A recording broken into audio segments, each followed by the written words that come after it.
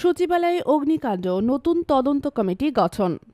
ঢাকা সচিবালয়ের ৭ নম্বর ভবনে অগ্নিকাণ্ডের ঘটনার পর এর কারণ অনুসন্ধানে সরকারের পক্ষ থেকে নতুন তদন্ত কমিটি গঠন করা হয়েছে।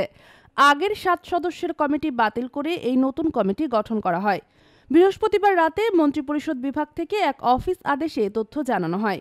নতুন গঠিত কমিটিতে স্বরাষ্ট্র মন্ত্রণালয়ের সিনিয়র সচিবকে আহ্বায়ক এবং ফায়ার সার্ভিস ও সিভিল ডিফেন্স অধিদপ্তরের মহাপরিচালককে সদস্য সচিব করা হয়েছে।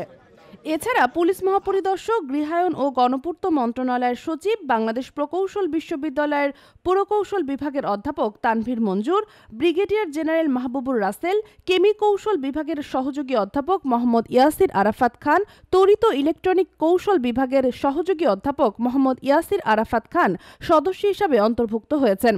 তদন্তের প্রয়োজনে এই কমিটি এক বা একাধিক সদস্য নিতে পারবে। কমিটিকে আগামী ৩০ ডিসেম্বরের মধ্যে প্রাথমিক প্রতিবেদন এবং পরবর্তী ১০ কার্যদিবসের মধ্যে পূর্ণাঙ্গ প্রতিবেদন জমা দেওয়ার নির্দেশ দেওয়া হয়েছে।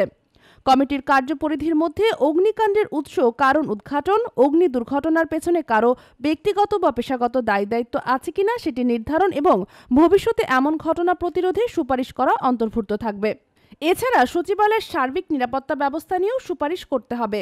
এর আগে বুধবার রাত ১:৩০টার দিকে সচিবালয়ের ৭ নম্বর ভবনে অগ্নিকাণ্ডের সূত্রপাত হয়। ফায়ার সার্ভিসের ১৯টি ইউনিট প্রায় ১০ ঘণ্টা চেষ্টা চালিয়ে আগুন নিয়ন্ত্রণে আনে। এই অগ্নিকাণ্ডে কোনো প্রাণহানির ঘটনা ঘটেনি, তবে বেশ কিছু কক্ষ এবং আসবাবপত্র ক্ষতিগ্রস্ত হয়েছে। সচিবালয়ে এমন একটি বড় অগ্নিকাণ্ডের ঘটনা নিয়ে ব্যাপক আলোচনা সৃষ্টি হয়েছে এবং সরকার দ্রুত তদন্তের মাধ্যমে দায়ী ব্যক্তিদের চিহ্নিত করার উদ্যোগ নিয়েছে।